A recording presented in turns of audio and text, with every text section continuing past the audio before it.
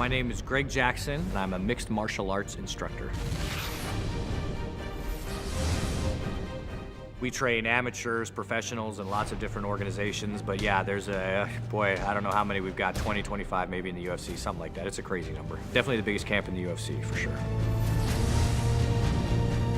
George St. Pierre said one time that I was like the maestro. I'm the guy that, taps and plays the symphony in the corner. Yeah, I'm an extra pair of eyes on the outside, so I'm asking them to, watch out for certain things or do certain things, or just reminding that they're in there doing a good job. I do that a lot. And if I do my job right, then cornering's the easiest thing in the world. If I do my job wrong, then I'm kind of the last line of defense to try to save it. And sometimes I can, and sometimes I can't.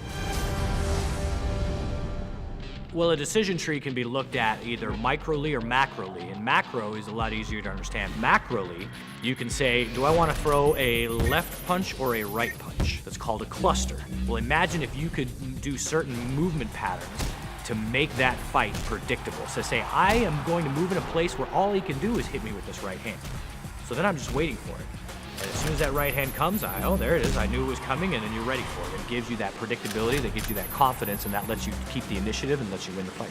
That's a very important concept. So if you start thinking like that, you're not just thinking, okay, I'm gonna come out and I'm gonna throw 2 jabs and a right hand, and then I'm gonna see what happens. If you're thinking to yourself, I wanna put myself in a position that the very nature of his blocking my jab allows me to hit him with a right hand, then you're in a structure where you're maximizing your chances for success.